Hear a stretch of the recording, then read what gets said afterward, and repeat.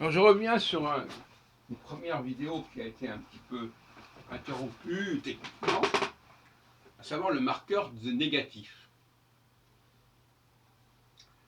Le marqueur négatif, c'est-à-dire le marqueur préfixe, le préfixe négatif, pas le suffixe.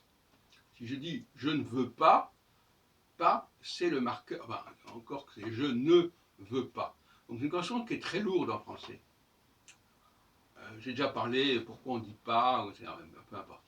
Mais en réalité, le français utilise énormément de marqueurs préfixaux et non pas de particules qui se met avant ou après le mot.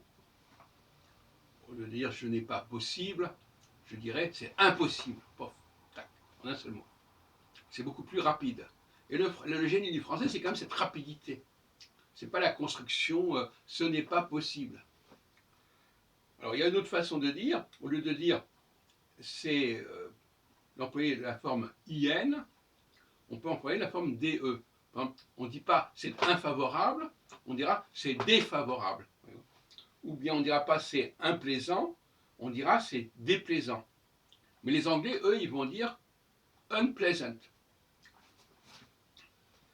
C'est un truc calque du français. Bon, bien qu'ils connaissent aussi la forme dis, etc., qui vient aussi du français, DIS. Disable, ça veut dire incapable, etc. Et ce qui est intéressant, c'est cette forme UN. La forme UN, elle n'existe pas en français comme préfixe, alors qu'elle existe en allemand et en anglais. Unpleasant, je viens de dire, unable, unfortunate, etc. Nous, on dit infortuné, eux, ils disent unfortunate. Donc, à un moment donné, la forme IN devient la forme UN. Mais il se trouve qu'en français, les deux formes se prononcent de la même manière, en tout cas aujourd'hui. Si je dis UN, IN, je vais dire, dans les cas, je vais dire 1. Bon.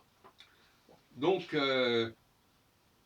il semble que ce soit lié à un problème d'oralité qui a fait que on est dans bien des cas, pas dans tous les cas, parce qu'on vient de dire, il y a beaucoup de cas, par exemple, immediate, impossible, intolerable, etc. etc. C'est bien le IN qui est utilisé des Français. Encore que, par exemple, dans impossible, c'est le IM. Hein, parce que là, l'anglais récupère la forme IM du français qui fait que le N, dans certains cas, devient un IM.